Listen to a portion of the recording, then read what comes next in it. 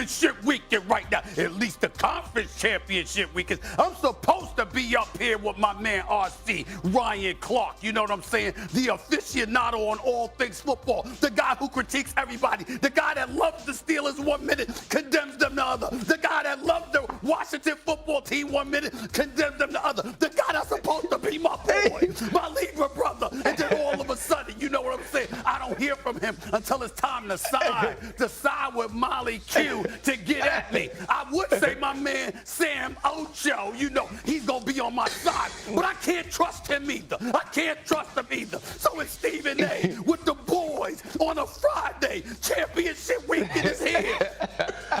And I got to deal with Molly too. Lord help us all. Why First you takes do in the Molly house. like that, man? Let's go.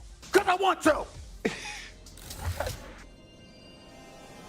You was to write a book, this is how you write a book. Round 3, San Francisco and Los Angeles. You at home playing against a divisional opponent. They got the best of us the last couple of times. The 49ers sweep the Rams for the 3rd year in a row. To get to we want to get to, you got to beat that team. You wouldn't want another way. Touchdown LA! San Francisco! Super Top, a cheat code. So close I can taste it.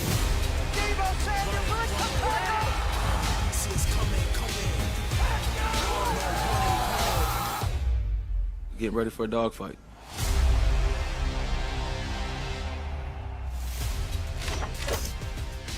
Good day, what's going on, everybody? Welcome into First Take on this Feel Good Friday. I am crewed up. That is Sam Macho. That is Ryan Clark. That is Stephen A. Smith. Big Kendrick Perkins will be here in a bit, and I'm Molly Karam. Gentlemen, championship weekend. Let's get it. Yeah. Is there a particular reason you got on all that red today? It's snowing outside. It's cold. The sweater. You trying to I brighten wanted up to do everybody's day I in the wanted to Lincoln do Midwest? Sweater Friday like RC. I'm just asking. I mean, that's something Thank that Ryan Clark would usually do. Ryan Clark would usually show up, you know, with bright red Christmas colors on in late January. That's not something that Molly would do. Bro, why are you so fired up this morning? I'm just saying. What It's is good to see wrong? y'all. It's good to see y'all. Can I not love y'all? It's good to see y'all. Can I not RC, say he's that? just mad because we have range, all right? Listen, it's winter time. I'm dressing for the season. Like, what do you want from me? I can pull off every look, okay? Sorry. I got to say this. She got me there. She's kind of right about that. Okay. All right. All right, let's go, guys. We got a lot of NFL to get into. The Rams went all in. You know this. Trading for Matthew Stafford last January and adding former All-Pros Von Miller and Odell Beckham during the season. And it's paid dividends because they're exactly where they want to be in the NFC Championship, conveniently at home, the site of the Super Bowl as well. Brand new SoFi Stadium. But don't think Kyle Shanahan and the Niners will make it easy. San Francisco has already beat LA twice this season. Here's Aaron Donald and trying to make the 3rd time the charm, putting in that work. This is what you work for. You know, this is what I've been working for. This is what we've been working for. They're trying to find a way to get to the Super Bowl, and we one game away, you know, against a divisional opponent. A team that, you know, had our number the past couple of times we played them. So I feel like ain't no better stage than this. You know, this is what type of games you train for during the off season. All that extra grind, all that extra film is to playing big games like this. But you know, I feel like ain't no better stage than what we got right now. I wouldn't want to see that guy flying at me. Aaron Donald is that dude. RC, talk to me. Is it Super Bowl or bust for the LA Rams? Absolutely. Absolutely. Anything less is unacceptable. Anything less for the Los Angeles Rams this year is a failure. This is a team that went all the way in. You get Matthew Stafford for one reason. You said that what Jared Goff was capable of doing was not enough. Well, all Jared Goff did as a Pro Bowl quarterback a few years back is get you to a Super Bowl. You felt like he wasn't enough to get you over the hump. So you give up Jared Goff. You give up first-round picks to get Matthew Stafford. So he was brought there to bring a ring and nothing else. And then you think about the Von Millers. You think about going out and getting Odell Beckham Jr. You have done everything you possibly could to make this rendition, this team, the best team the Los Angeles Rams have had, the most star power that has ever been on the field in Los Angeles, and you have to go win it now. If you lose to San Francisco, if you lose in the Super Bowl, it is all a failure for Sean McVay, for Matthew Stafford, for Les Snead, for the Aaron Donalds of the world, and now the pressure is put on you because you're playing a division opponent. Looks like RC game at home in order to host the Super Bowl at home. Acho? Hey, RC.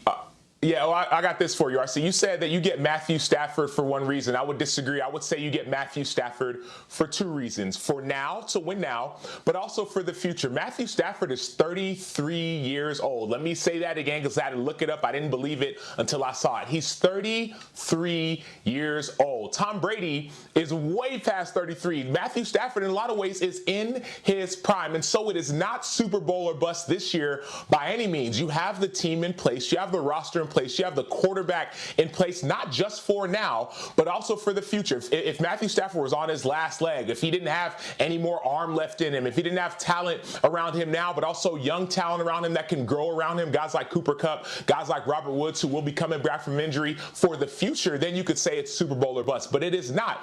Matthew Stafford has exceeded expectations. There were a lot of people early in the season that said the Rams will be in the Super Bowl. Then there was that losing streak we saw in the middle of the season. People started doubting. We started talking about the Dallas Cowboys, started talking about the Arizona Cardinals, started talking about all these teams, and we went to sleep. We woke up, and now the Rams are knocking on the door of the Super Bowl. They have already done, and Matthew Stafford has done what he has set out to do. He said, I want to come and play in prime time games and show my talents to the world. Not in Detroit, to the world. What has he done? He's come and he's played in prime time games and shown his talent to the world. He wanted to go and win a division that he didn't do in Detroit. Now he came to LA and he won a division. He wanted to go and win playoff games. He came and won playoff games. And last but not least, RC, you said it best. We were talking on Get Up not too long ago. You said you feel like it's the LA Rams year. With that throw that was made against Tampa Bay to Cooper Kupp right before overtime, it's hard not to say that this is not their year. And so for me, I think they will win. Let me just put that out there, but it is not Super Bowl or bust for the LA Rams. Oh, Sam, why don't you stop it?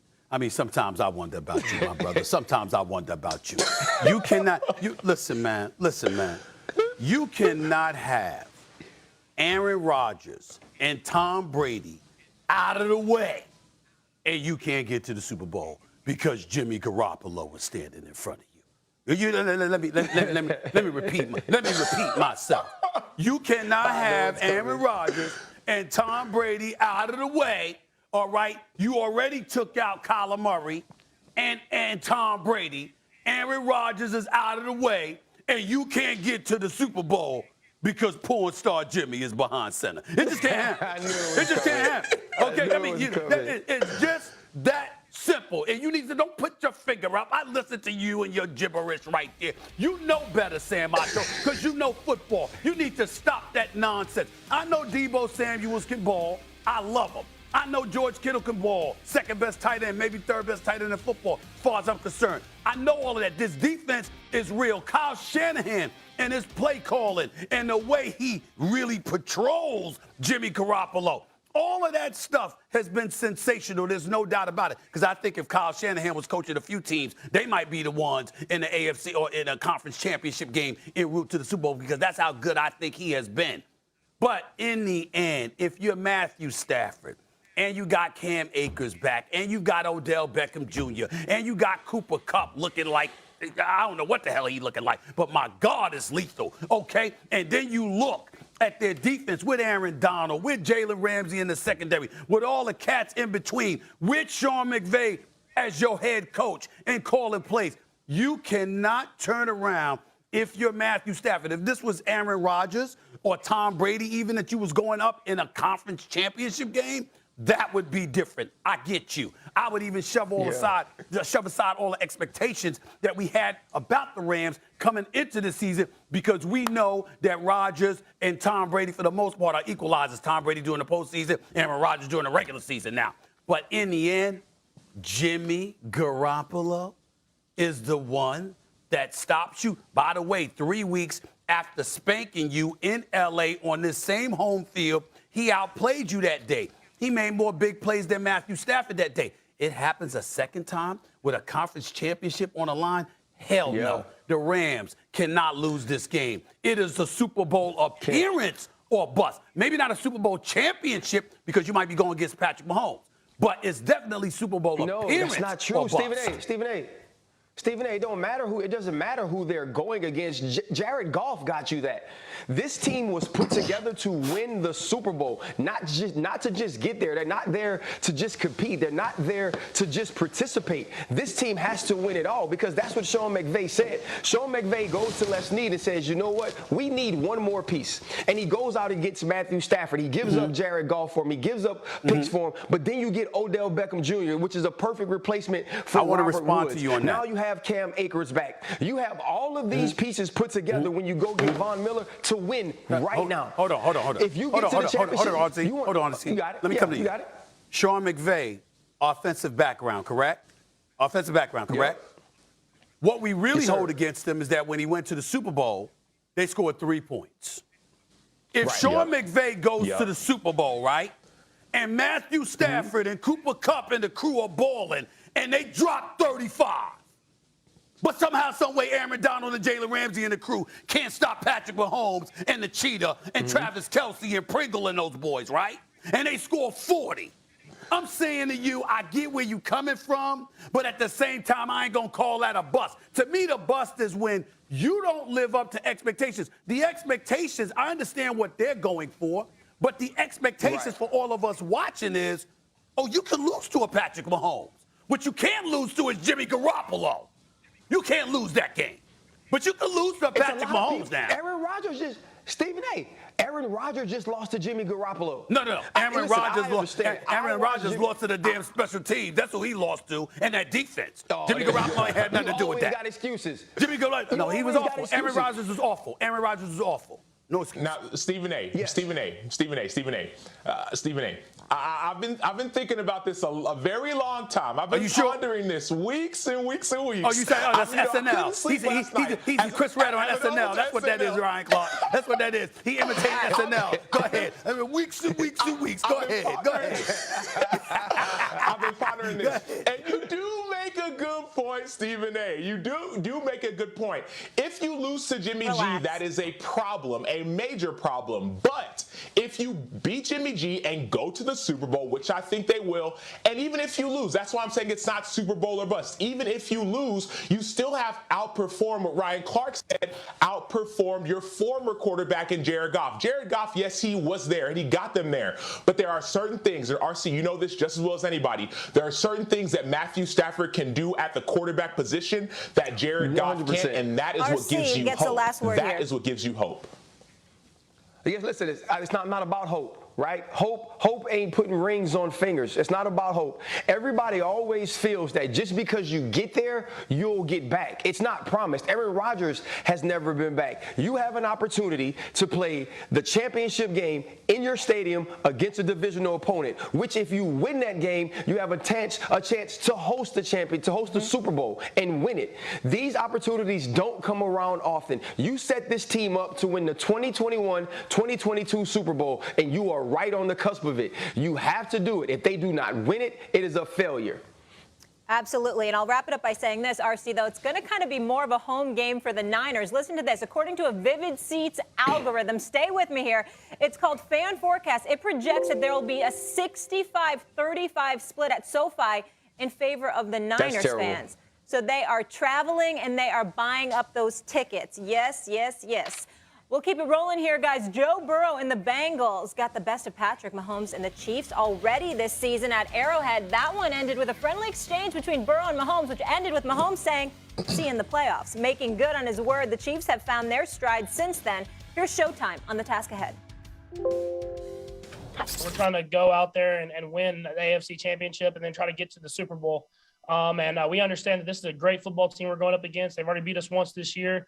And if we don't give everything we have in preparation during the week, then we're not going to win at the end of the week. So I kind of turned the page quickly, and I'm ready to go. Just try to keep getting better every single day.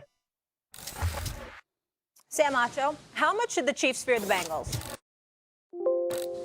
They should have fear for the Bengals. They should have a ton of fear for the Bengals. They should fear them more than anybody else fears them because they have to play them. And oh, by the way, they have to play the same team that beat them just a few weeks ago in Week 17 when it was all on the line. If we all remember, Kansas City was up big in that game. They were up 14 points on multiple occasions, not only in the first quarter, but also in the second quarter going into halftime.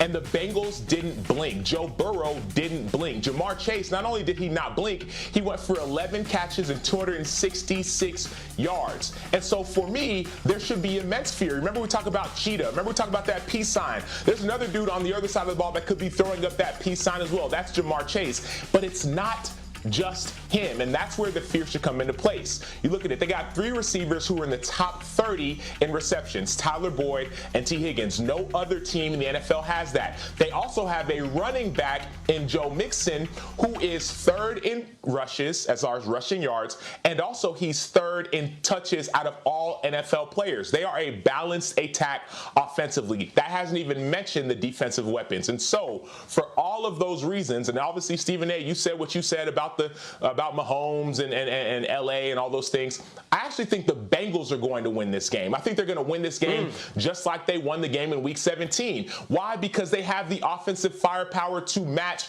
Patrick Mahomes. They do not blink. Last thing, and then you can go ahead and say what you got to say because you've been pondering and thinking and considering for weeks and pontificating. I get it.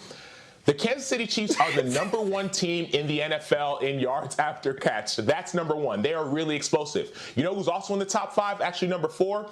It's the Cincinnati Bengals. Weapons, weapons, weapons, weapons, weapons. That's what you got to be concerned about. Good, RC. Yeah, I don't disagree with the analysis. I do believe many of those things about the Cincinnati Bengals, but I do disagree with the fact that that's enough to go to Kansas City and win. Because the Kansas City Chiefs also lost to Josh Allen and the Bills 38-20 early on in the season. The Josh Allen Bills had confidence walking into that game. Josh Allen played absolutely out of his mind, and they still lost. Patrick Mahomes, and I said this last week, Patrick Mahomes is who Aaron Rodgers would be if Aaron Rodgers actually elevated his play in the playoffs. Patrick Mahomes is one of the best quarterbacks we've ever seen, one of the most talented guys we've ever seen play the game. He's had epic regular seasons, but he's had better postseasons. He's had bigger moments in the playoffs. And we saw that same thing last week against Josh Allen and the Buffalo Bills. Every opportunity that they needed, or every chance he had to make a play, where he had a chance to give a rebuttal, the answer was correct. He found the solution. And I think we see the same thing this week. Do I think it's going to be a competitive game? Absolutely. Do these teams match up very closely? Absolutely. I believe that Patrick Mahomes in these moments is a cut above. It took both tackles being out against Tom Brady. It took a depleted offensive roster being out against Tom Brady for Patrick Mahomes to not seed last year. Only 2 teams have beat him in the playoffs, and they were both quarterbacked by the GOAT. Joe Burrow, maybe in the future, but not today. The Kansas City Chiefs should be scared to death. They really should. Thank you. For a couple now of you reasons. go and you side with Acho. What is wrong with you?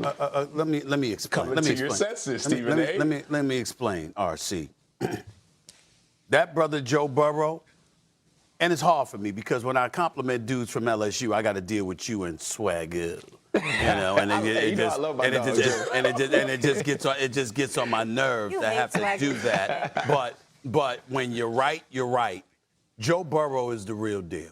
It's the real deal. I would remind everybody that last week, even though it was against Ryan Tannehill, who's another accident waiting to happen, I knew he'd blow it, gonna throw a damn interception on the first play of the game, just completely quelling the momentum. People fresh out of their tailgate parties, and Ryan Tannehill already ruined their mood 3 seconds into the damn game. That's what compromised the Tennessee Titans, okay? That and Vrabel not running the football enough and giving it to Foreman more. But here's the reality. Joe Burrow got sacked 9 times and still beat him. And I know that when they played Kansas City earlier this season, Ryan Clark, he got sacked 4 times. And I expect Frank Clark and Chris Jones and those boys to get at him again with that offensive line the way that they looked last week. But he still threw for like 446 yards against them. that brother Jamar Chase, another LSU dude. Okay, because one of my favorite moments in all of television was when LSU was about to play Alabama for the national title. Not Alabama, sorry, Clemson, but LSU was going for the national title. And Ryan Clark was giving the motivational speech, and Swag Good was sitting there. I mean, it's one of the great moments in television. I'm telling you, it was something to behold watching that on television. It was special. I saw this brother Jamar Chase, and I knew he was good. I didn't know this brother was on this level. He is spectacular. And he had 266 receiving yards. But here's the thing. He was targeted 12 times. He caught 11 passes. And then in the postgame, talked about the defenders going up against him, including number 35 for Kansas City. He was talking some smack. And Jamar Chase said, I had to give it to him. Okay? That's the kind of brother this cat, Jamar Chase, is. And the thing about Burrow, particularly I watching him last week, like the first 7 or 8 passes, I think it was against the Raiders, the first 7 or 8 passes he threw to Jamar Chase, he didn't even look for T. Higgins, mixing on anybody else. I'm going here, and the reason why that's important, guys, is because, Patrick Mahomes could do that to a degree as well. Here's my point, guys. As a basketball guy, one of the things I love about basketball is that we all talk, because of football is so complicated, you're talking about things schematically. Offense, defense, special teams, everything is scheme. Basketball comes down at times to, this is what I'm going to do. Here's who's going to do it, and there ain't a damn thing you could do about it. That's what I saw, and that's what I see when I watch Joe Burrow and Jamar Chase. Here's what we're going to do. Here's how we're going to do it. And there ain't a damn thing you could do about it. And when I look at Kansas City secondary and how they got shredded last week by Josh Allen, and I'm thinking about the potential of what Joe Burrow can do, I got Kansas City as well.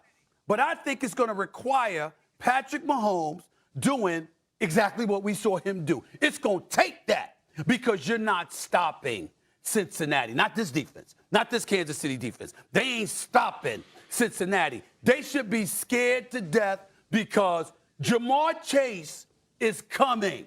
T. Higgins said, I'll help out. And Joe Burrow said, I'm here, and there ain't a damn thing you going to do about it. I saw what Josh Allen did to you. Wait till you see what I unleash on you. That's what I'm waiting. Listen, guys, hey, I am with you, and it's okay to be high on Cincinnati, right? When you look at the things that they've done offensively, especially in the skill players, I actually do believe that skill player for skill player starters on the field, top 11, I think that the skill players of the Cincinnati Bengals are better. I do. But when you think about Patrick Mahomes, Travis Kelce, Tyreek Hill, what they've been in the moment, right? These people have seen the moments that you've had to make huge plays in games like this. And even this team, when they had the MVP, fell to the New England Patriots in the AFC Championship. Right. This is a different level, and I believe that the Kansas City Chiefs are ready for that level just a little bit more than Cincinnati. I agree with you too. I agree with you too. But we did see that Kansas City get shellacked in the Super Bowl too. It's possible they could crumble. I don't think it's gonna happen. But If I could say one thing, because I was thinking about this earlier. Real quick, not the Stephen A. SNL, but I was thinking about this. The biggest benefit to the Cincinnati Bengals is that they don't know no better. Like, they don't know any better than just to go like Joe Burrow. I'm going to throw it to Jamar Chase. He's up there somewhere, right? I might just be the baby GOAT, right? Talk about the GOAT. I might be the future GOAT. They don't know any better. And so they're coming in fearless. They're coming in reckless abandon. They're coming in like, this is our team. This is our season. Nothing to lose, everything to gain. And so you don't have to overcomplicate it. Think basketball terms, like Giannis in the championship. He was just going downhill. See if you can stop me. That's what Joe Burrow and Jamar Chase are going to do. For sure. I'll wrap it up by saying this. Kansas City favored by 7. And the Chiefs are hosting the conference championship now 4 straight seasons. That's the first time in NFL history. Obviously back at Arrowhead, so it must be nice to be a Chiefs season ticket holder. Let's go to the Cowboys, though. We all know, gentlemen, they botched the end of their playoff game. And don't worry, Stephen A. will continue to remind you all offseason. The team acted like they were unaware of the rule that the ref has to touch the ball. Sean Payton, who many think should be the next head coach of Dallas due to his history there and his coaching prowess, had this to say on how he would have handled the ending of that infamous play. Then ask me the end of the Cowboys game, and let me see if I can do this better. Okay. What did the Cowboys do wrong in this situation? Well, look, they're trying to get in field. They're trying to get in touchdown range, and they ran a draw. We typically would throw a pass and down. Ultimately, I think two more steps for Dak. He's got to slide a little quicker. He's up. Ball has to go to the umpire. Then let's go. We can never hand the ball to the center. Nice audition right there. Mike McCarthy has been told he will return as the head coach in 2022. First reported by USA Today Sports, confirmed by ESPN. Stephen A., is it a mistake to bring back Mike McCarthy? You know, not for me. Not for me. It's not a mistake at all for me. I mean, it's perfect for me. It's not good for them. I mean, they had a chance, RC, not to be trolled for the next year. They had a chance. They had a chance for me not to bring up the black cat. Who's going to troll him, Stephen A? Who's going to troll him? Say what? Who's going to troll him? You? Oh, that would be me. That would be me. You see all those pictures I got? You see all those pictures I got? You see all that footage I got? Oh, I'm not holding up. Do you know these people actually get at me into my show trying to come on Stephen A's World because they wanted to respond because I was trolling them. Good. Did you let them? I want to just hell no. Why? I'm gonna tell you why. I said if a picture, a picture's worth 1,000 words. Okay, and video's worth even more. All of this crying says it all. You don't get to wiggle your way out of that. No. You spoke enough. Okay, Stephen A. I'm good. Let me just say this. Hold on, Molly. Okay. Mike McCarthy. Listen, Mike McCarthy is clearly not the man long term. And Sean Payton wasn't fooling anybody. He let you know, I want to be the next Cowboy coach. As far as I'm concerned, that's what he was doing. He was letting you know, hey, I wouldn't have made that mistake, which we all know he would not have. And he was highlighting how flagrant of a mistake it was for the Cowboys to make the mistake that they made. So it wasn't just against Mike McCarthy. It was against Kellen Moore. But again, works for me. I have no problem with it whatsoever because it's just the fact that he's going to stick around means more mistakes are going to happen next year. And I'll have more for the archives to peel. Before you guys jump in, can I just say one thing to Stephen A? That is so messed up. Here on First Take, we always say anybody can come anytime. They have the invite, etc. Right? Like anytime you have comments about someone, you say, oh, we invite them on if they want to defend themselves. And then on your show, you're not going to allow them. That is messed up. Hold on. That applies to people who are actual participants in the sports world, not for some weak fans that constantly spectators are participants. That's crying over the Cowboys. I mean, you know, we gonna win the Super Bowl next year, right? Wow. And then crying because reality came in. And when I told you they wouldn't win a playoff game, that's on you. You shouldn't have bought those non-refundable tickets to SoFi because you lost money too. All right, RC, get in here. I'm done. Go ahead, guys. I mean, I love it. You know what? Initially, when I heard that he was going to be there, I was like, that's a mistake, right? Because I didn't feel Mike McCarthy did a good enough job as the head coach of this team. And then when Sean Payton retired and he kind of hinted and intimated that, with the right situation, I'll coach again. And then you hear Diana Rossini report that he always felt like the Saints didn't have enough juice. They didn't have enough cachet in the league when he needed them to have his back. And then all these pieces started coming together, and I said, oh, wait, if you hire a different coach other than Mike McCarthy and they do well or whatever it is, it's going to seem kind of fishy if you fire that coach after 1 year and then you hire Sean Payton. But if you give Mike McCarthy 3 years, if you allow Mike McCarthy to make a few more mistakes in clock management, make a few more mistakes in situational football, if the Cowboys, again, like they have for the last quarter century, don't win a Super Bowl, now you can give the Saints a little something to say, hey, Sean Payton, come be our next head coach. And Sean Payton seems like he's already auditioning or interviewing for the job. So it's as smart as hell now. Jerry, you sly old fox. I see what you're doing. Hey, but RC, my only issue with that, and I love where you're going with that, my only issue is this. In New Orleans, Sean Payton had complete control, right? Yes, there was a GM in place, but Sean Payton had the final say on who was on the roster. I know because after an injury, I got a chance to try out for the Saints, and some people like me, but Sean Payton, for whatever reason, didn't sign me. So I know that he has the final say. In Dallas, Sean Payton will not have the final say. No matter how much Jerry Jones might say he will to get him there, no matter how much he might say, oh, it's your team and your roster and you're this and you're that, Jerry Jones will not give Sean Payton the final say. And maybe it doesn't matter as much to him. Maybe the cachet and the juice matters more because New Orleans didn't have that much juice, even though they were winning. I get it. It's not a huge brand like the Cowboys are. But if you want control of the roster, you want he doesn't care about the magnitude. I think he wants to win the games. And I think it's just tough in Dallas if you want that control. And you got Jerry Jones in the same building. Absolutely. Much more on this in just a bit. Acho and RC will be back with us. But Stephen A. and I wanted to quickly address something else while we have the time. Not quickly, but Stephen A., before we go to break, the comments made about our colleague Mina Kimes by former quarterback Jeff Garcia on social media. I know we both wanted to address that. Yeah, I'm sorry. I mean, listen, I'm just saying, this video's playing. I'm sorry. This is the deal. You know, Jeff Garcia, former quarterback, couple of Pro Bowl appearances, couple of playoff victories in his career. Obviously, he spent his first 5 years with the San Francisco 49ers, so there's some level of sensitivity there, I guess. But what he said about Mina Kimes was just ridiculous and, quite frankly, sexist. I'm going to read to y'all what he said. He talked about Mina and basically said, who the hell is she? And when is the last time she threw a touchdown pass in a game? Never, ever has she taken a snap or can truly understand the ability, the mindset, the physical and mental toughness that it takes to play the quarterback position or any position in the NFL. The fact that there are people out there given a platform to talk about something that they have never done is hilarious, and that's how you have to look at her. I've never played football.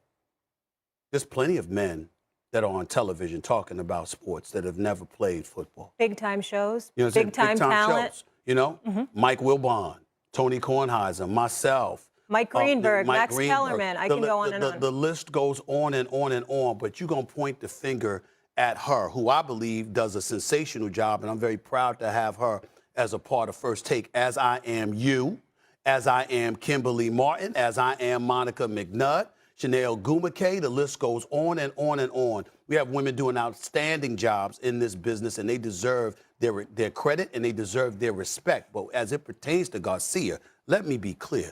Who the hell are you? Let me put this in its proper perspective. You are a former quarterback in the National Football League, and nobody gives a damn about what you have to say, other than the fact that you're attacking somebody who didn't deserve to be attacked. Mina Kimes pointed out how the San Francisco 49ers have not been winning because of Jimmy Garoppolo. Who's the one person that's been saying that for years? You.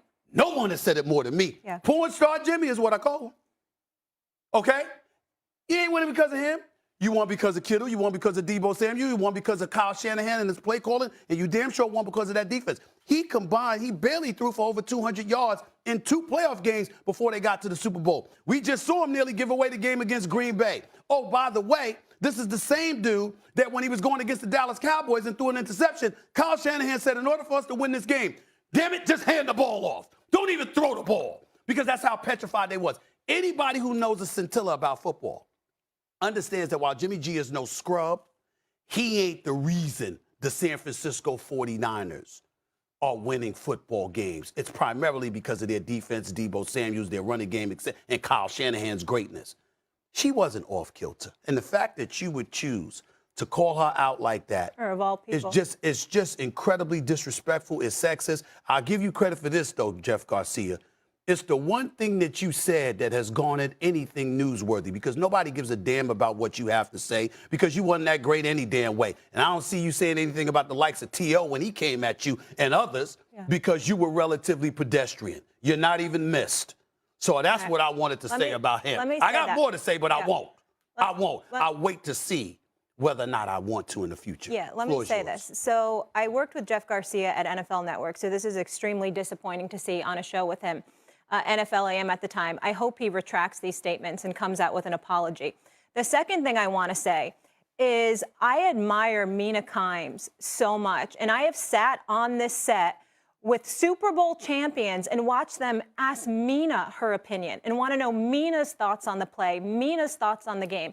Mina is a pioneer. I also, as you are, I'm friends with everyone on NFL Live. And I know part of the reason that show is doing so well is because that team respects each other and they respect each other's opinions, including Mina. So it's just extremely disappointing. And then there should be no sports media, like you said, Stephen A. If you have to throw a pass, then there's quite a few men, high-paid men, that should never be talking about sports. And I'll end this just by saying, we're not going anywhere. Thank you. Women are not going anywhere, okay? We're going to have a seat at the table in all respective industries, so get used to it, because we're going to continue to come and continue to come.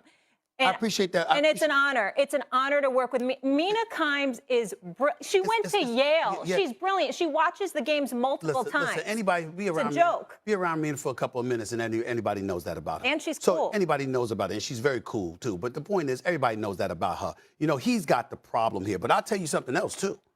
He's actually hurt athletes, and let me tell you why.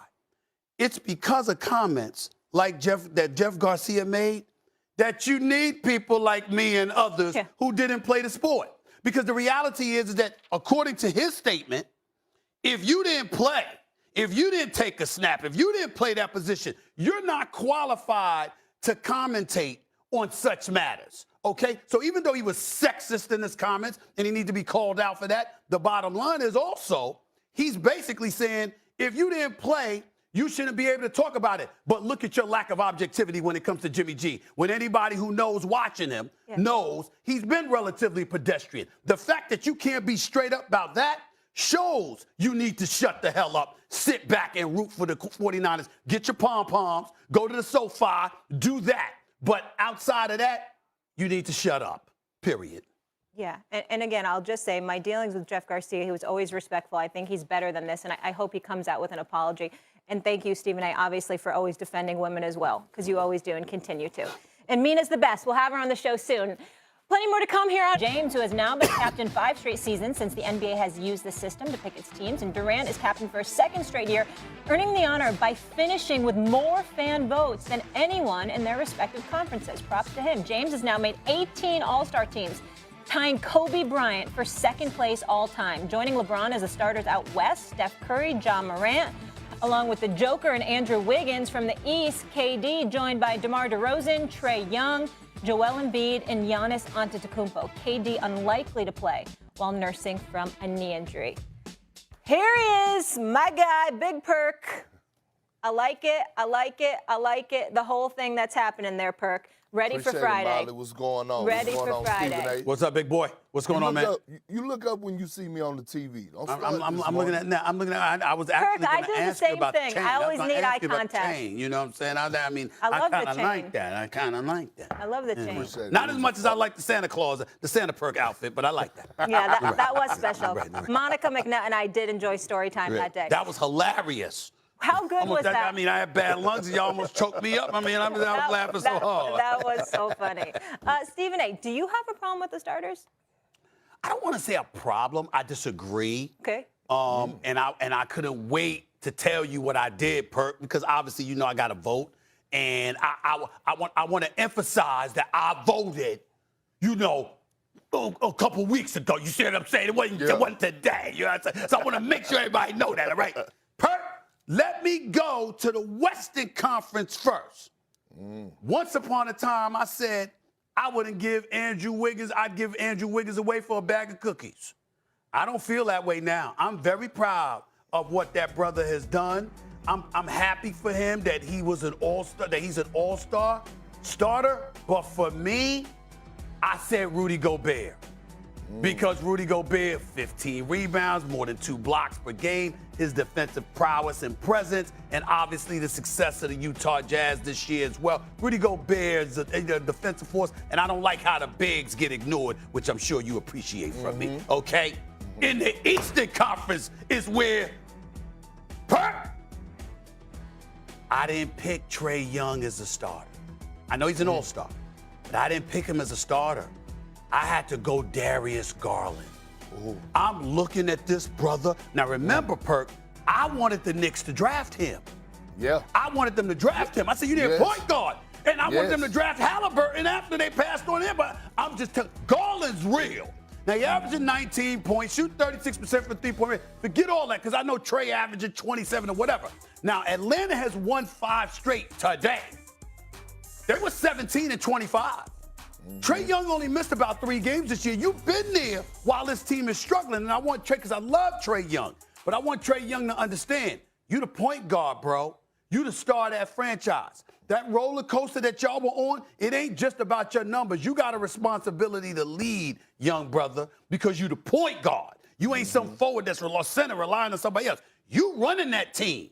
And so because you running that team the way Atlanta was looking, I juxtapose that, KP, to Darius Garland. The brother got handled. The brother could shoot. The brother could get to the basket. He can pass. He's averaging 19 a game, 45, 46% shooting. And I'm looking at Cleveland, the Cleveland Cavaliers. Ladies and gentlemen, I'm not picking them. It's Milwaukee, it's Brooklyn. I get it. The Cleveland Cavaliers could come out of the East. They're that good and that young. Let me end it by saying this to you, KP. Are you ready for this? I'm ready. Right now, this young Cleveland Cavaliers team, coached by Bickerstaff, who's doing an outstanding job, Coach of the Year candidate. If LeBron James was on that squad, they could win it all right now. That's how good Cleveland has been.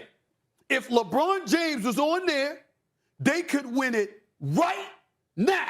And Wilbon, who I thought was off his rocker, actually gave me cause to pause because he said LeBron might think about going back to Cleveland. I wouldn't blame him based on how they looked.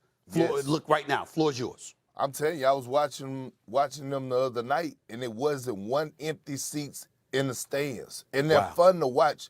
Real quick, Stephen A., they have the best defensive tandem in the league when it comes to playing two bigs and Jared Allen and Evan Mobley. Yeah. Okay, that's what I had to say about the Cavs.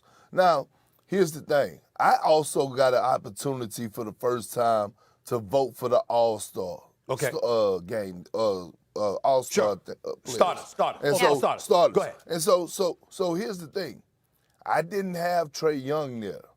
And the reason I didn't have him there is because, yes, they are on a 5-game winning streak, but I had Zach LaVine.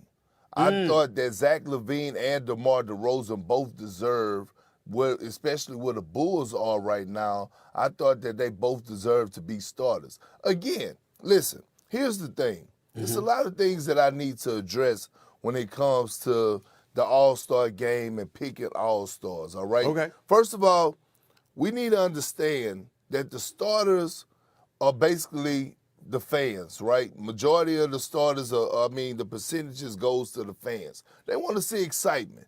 They want to see guys that put up numbers and that's going to entertain them. Okay. And a lot of people are mad right now because they're saying, how is the Phoenix Suns the #1 team and they don't have one NBA All-Star starter in the game? Because what you don't realize is this. Who are you taking out? You definitely are not taking out Ja Morant, and you damn sure ain't taking out Steph Curry. Now, they're still going to get in just as reserves. But here's the thing about the NBA All-Star game overall, right? I believe that when you're picking NBA All-Stars, whether it's reserves or starters, you have to not only have to put up numbers, but you have to win. And I think that's why the reserves be so tricky, because you know who vote for the reserves? The coaches. But I will say this, and the last thing, I'm so proud of Andrew Wiggins. You know why? Because the first time in his career, he didn't have to be held accountable of being the #1 pick. And then all of a sudden, you saw him play free basketball. He was free, becoming one of the best two-way players in the game today. I'm so happy that he finally got his just due, because he has taken so much criticism since the time he got drafted, that I told everybody when he got drafted to the Golden State Warriors, I said, listen, this is going to be life-changing for him. And we got to go. Yeah, we're One up other against reason it. he needs to be applauded. Andrew Wiggins also was hesitant about taking the vaccine. He's a Jehovah's Witness, from what I'm told, and took it because my team needs me. Yeah, challenging decision, especially with the religious factor. Big Perk, we'll check you out on NBA Today later with my girl Malika Andrews and Janae Ogumake. Come back, visit us again soon. All right, man. We'll talk soon. Coming up, Carmelo Anthony was not having it in Philly. We'll get into that in just a bit. But we also have plenty of football to get to. 3 straight AFC Championship games for Patrick Mahomes and the Kansas City Chiefs. So can anyone stop them from another Lombardi? You don't want to miss. Oh, we always have a lot of fun, I love those best ofs. All right, fresh hour of First Take still to come. He's only 26 years old and closing in on his 2nd Lombardi trophy. Would a 2nd Super Bowl already make Mahomes an all-time great? Why one of our analysts doesn't even have him getting to SoFi. Game picks coming up. And Matthew Stafford looking to make his very first Super Bowl. But would you rank him as a top 5 quarterback right now? You don't want to miss that debate. And the Chiefs have won this incredible divisional playoff game. Total jubilation as the Cincinnati Bengals are marching on. Let those words sink in. Oh, that one was fun. We have such a home field advantage. Arrowhead is going to be rocking. I'm tired of the underdog narrative. We're a really, really good team. He's got it! Touchdown, Cincinnati! And Mahomes is on fire, carving up this defense. If you're not going to go down fighting, then you don't deserve to be here. We're here to make noise.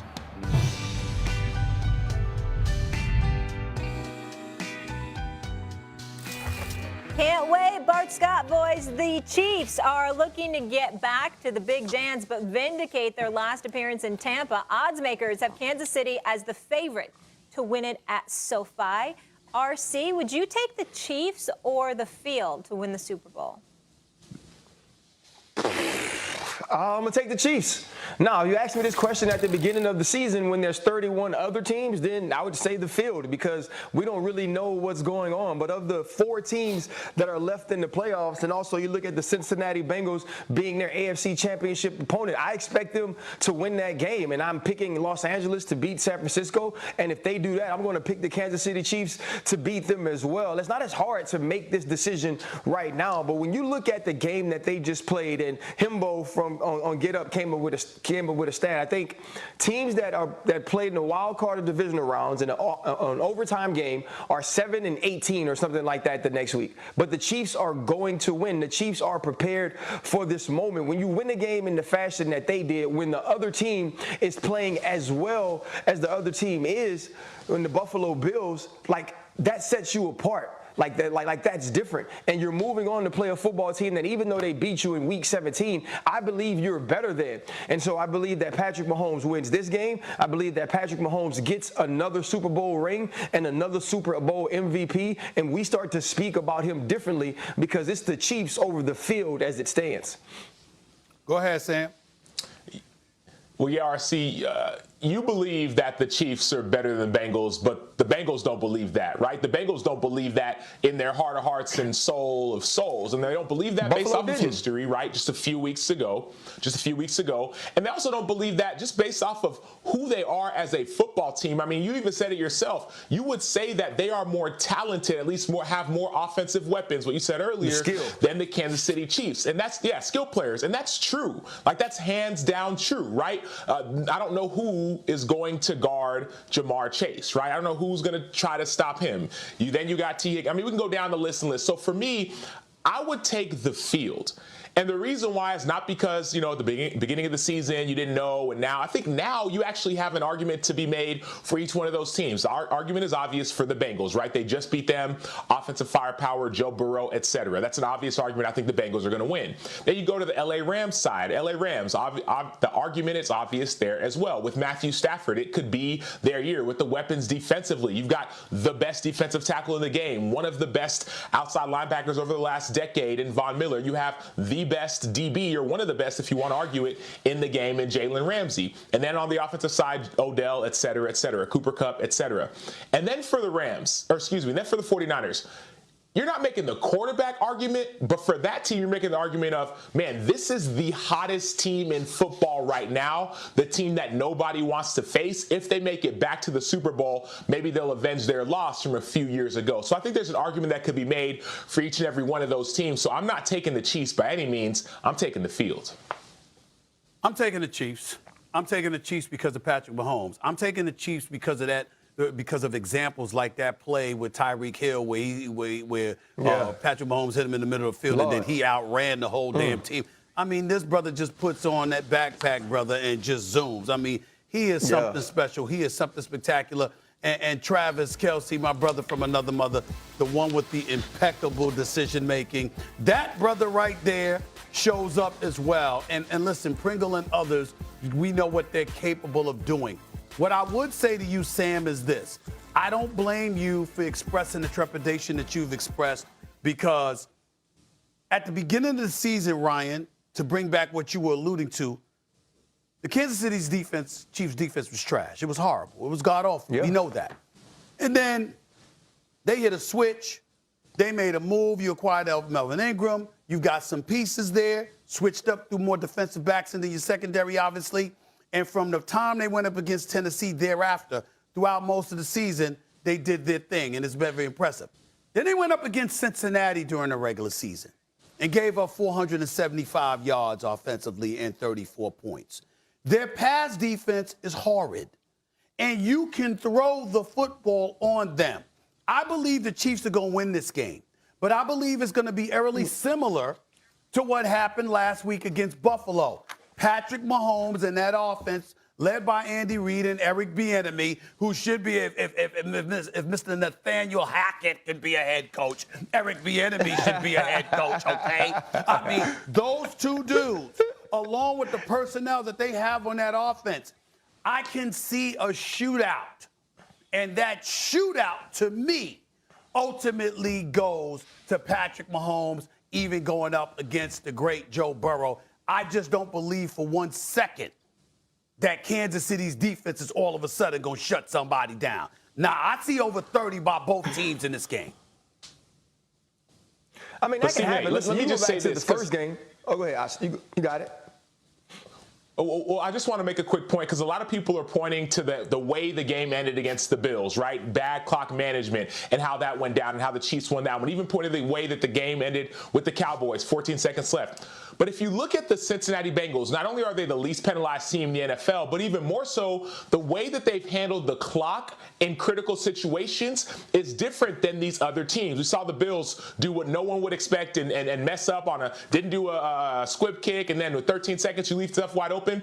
In Week 17, when the Chiefs played the Bengals had the ball with 6 minutes left, and they took the ball all the way down the field. Then they had the ball at the 11-yard line with 3 minutes left. Kansas City did not touch the ball again in that time period. And you know who won? The Bengals won. That's a huge win. Same with Tennessee last week. It came down to the last second of the game. And so when it comes to clock management, decision-making, who's the wiser team, you cannot just say that the Bengals aren't going to do it well because they've done it well every single time. Yep, and they beat them Week 17. You got it, Molly. I'm sorry. I was just saying, I think my argument isn't that the Cincinnati Bengals aren't capable. It's that the Kansas City Chiefs are more capable. Yes, we watched them lose in Week 17, but you mentioned having the ball on the goal line with 3 minutes left. There was also penalties, right? Zach Taylor also went for it on the 4th down where Joe Mixon didn't get into the end zone, but there was a pass interference. And so there were so many things that went into that. There was also, I have to admit, it was great play by the Cincinnati Bengals secondary and defense in the second half that only allowed the Kansas City Chiefs to score 3 points. I'm not expecting that to happen again.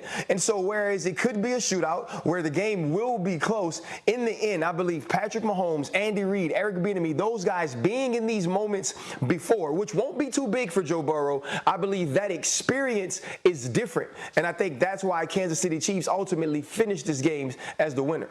I'll defer to them about their football knowledge. Somebody like Sam Acho needs to defer to me when it comes to television. For example, when you're home, Sam Acho, and you have a TV that you're watching, you make sure it's above the camera as opposed to your right, so you're not looking off camera. You're looking at the There he goes, man. Let's go. Golly, I appreciate that. I'm using a new iPad today. I got a new system. I Take got the set up, but I TV or the appreciate iPad that, and my put it good above brother. the camera. Above the camera. So you're looking straight at your audience, and they know you mean what you say. Oh, my appreciate gosh. When's the consulting business starting? Anytime I want. Oh, my gosh. Okay. Acho, you're doing great. Coming up on First Take, a second Super Bowl trophy is so close he can taste it. But would another Lombardi still not make Mahomes an all-time great? You don't want to miss that debate. And his career is officially over as Big Ben walks away. Coming up next, our favorite Pittsburgh Steeler remembers playing with his former Ben Roethlisberger officially called it a career yesterday. RC, did you hear what Stephen A. said about that, by the way? It's very rude. In a video posted on Twitter, the two-time Super Bowl winning Steeler quarterback thanked his coaches, family, fans, and teammates. Big Ben spent his entire 18-year career in Pittsburgh, making that the longest career for a quarterback spent with one franchise in NFL history. He's one of the league's all-time great passers, ranking top 10 in wins, pass yards, and TDs. It's the end of an era. RC, before you answer this question, seriously though, did you see when we had breaking news on the show what his response was, this longtime Steelers fan? It was No, I didn't see what he said. Okay, this is what happened. I was like, Stephen A., breaking news, your quarterback, 18 years, Big Ben, future Hall of Famer, Iron Man, extends the play better than anybody, as tough as can be. He's officially hanging it up. And he said, Ryan Clark, on national television, thank God. Not thank you. Thank God. Okay. Like sometimes, I just need man, to remind everybody of that because he's a different cat, RC. He is. Yeah, I look at Stephen A. and he wants to talk about me because I played a year in Washington after leaving Pittsburgh. But he's the most fair-weather Pittsburgh Steelers fan that's ever lived. When things are great, he loves them and he supports them. And then if things dip a little bit or they're down or they aren't a team in the Super Bowl, he just absolutely crushes the team and turns his back on them. His reporting is his analysis is completely biased. As in, if they make him feel good, he says good things about him. If they hurt him, he says bad things about him. And I just don't understand. Are you lying on me on national television? Are you lying on me on national television? That's why I changed from reporting to analysis. It sounded like you said both. He meant analysis. It sounded like you said both. Okay, all right, go ahead. He's been on TV for like 80 hours. Give him a break. Okay, I was about to get on him. I'm about to get on him. Go ahead. He probably has stiff hip flexors from sitting so long doing television. I've actually been stretching over here. But you know what, though? I'm going to say this, though. Let's get it away from Stephen A. and mess it about with him. Yes, Big Ben's legacy. Big Ben, I think. Yeah, for Big Ben, I think he's the greatest quarterback that's ever played for the Pittsburgh Steelers. And I know there are going to be people that watch football in the 70s and talk about Terry Bradshaw and those 4 Super Bowls, but I just think what Big Ben did was different. Big Ben didn't consistently have all of the Hall of Famers that Terry Bradshaw had. Big Ben was a guy who went through different phases in his career. He dealt with adversity off the field, some brought on by himself, but he came through all those things, made himself a better man. And in making himself a better man, he was a better quarterback. He went from a guy who was a part of a team that won a Super Bowl to a dude that helped the team win a Super Bowl to a guy that was a franchise quarterback that was the main reasons they won games. And nobody played the position tougher than Big Ben. And that's why that's his nickname, not just because of his size, but because of the presence that he had on the field. And so I know I don't have a Super Bowl ring without him. I know the Pittsburgh Steelers organization the last 18 years aren't what they are without Big Ben. And I think sometimes when players play as long as he did, you forget what they once were. And you view him for what you last saw him as. And that still was a guy who was a playoff caliber quarterback that led a team that wasn't necessarily that great to the playoffs. And, they lost the game, but it wasn't because he didn't have effort. It wasn't because he didn't put all he had into it. It was just because it was time.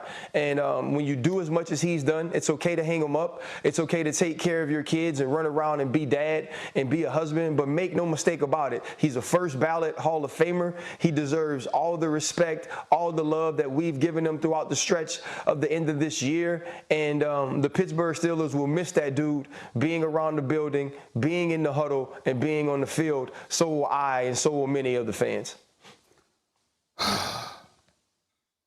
You finished? Yeah, I'm done. Okay. I don't disagree with one single word you said about Big Ben Roethlisberger. Not one. And 24 hours later, in this same chair on national television, I'll say it again. Thank God. Thank God he's retiring. Because it's not disrespectful to Ben Roethlisberger. And I'm not talking to y'all, but I'm being very serious here. As a world, as a sports world, we need to grow up. We need to grow up.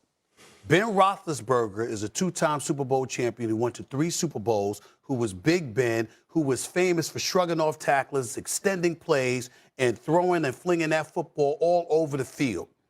Obviously, he benefited to some degree from the Steelers having pretty good defenses along the way, but it doesn't take away from what he did as a quarterback and as a leader, and how he evolved over the years and resurrected his life, not just on the field, but off the field.